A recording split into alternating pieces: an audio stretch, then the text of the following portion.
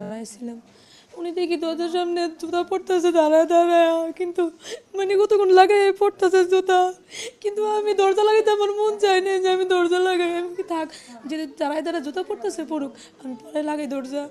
তারপর উনি যাওয়ার পরে আমি তারপর দরজা লাগাইছি, আজকে কেন জানি উনি যাইতে চাই না দরজার সামনে থেকে।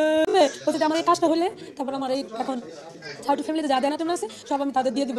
এখন এটা বলতে বলতে আমার যে থাক কিছু মনে আল্লাহর মধ্যে ঠিক হয়ে যাবে, সব আমার কাজ ঠিক হয়ে গেলে সব কিছু সমাধান হয়ে যাবে।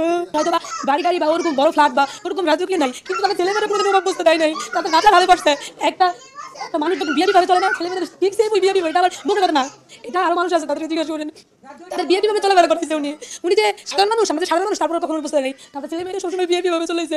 কোনোদিন একটা ছেলে মেয়েদের জন্য কোনো কিপটামি করেনি যে আছে না যে আমি এই 2 টাকা দামের জিনিসটা দিই টাকা করে না, সে আরো ভালো ভালো দিচ্ছে যে আমার ছেলে মেয়েদের আমি ভালো ভালো জিনিস দিই। আসতেছে বাবাও ছেলে বলে বাবা অ্যাক্সিডেন্ট করছে, বাবা অ্যাক্সিডেন্ট, এইগুলা দিলে কি হইব? আমার হাজব্যান্ড তো আর ফিরে আসবে না, তাদের বাবা ফিরে আসবো, এগুলা দিলেও তো তাদের বাবা আসবে না। তার জন্য আমার ছেলে মেয়েদের দেখে, আমার ছেলে মেয়েদের জন্য আমার হাজব্যান্ড যেভাবে চলাফেরা করেছে আমার সন্তানরা ঠিক সেভাবে চলাফেরা করায়। আমার বাড়ির আশেপাশে প্রত্যেকটা মানুষের জিজ্ঞাসা করেন ওদের কীভাবে চলাফেরা করাইছে।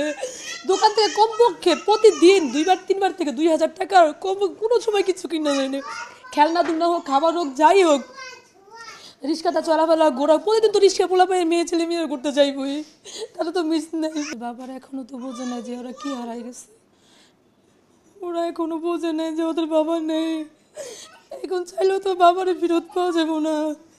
আমার ছেলে মেয়েরা যেন দেখে তাদের ভবিষ্যৎ যেন দেখে, তারা যেন ঠিকভাবে চলাফেরা করতে পারে, আমি সেই জন্য সরকারের কাছে দৃষ্টি আকর্ষণ করছি যেন এনে কোনো কোনো সময় এরকম দুর্ঘটনা না ঘটায়,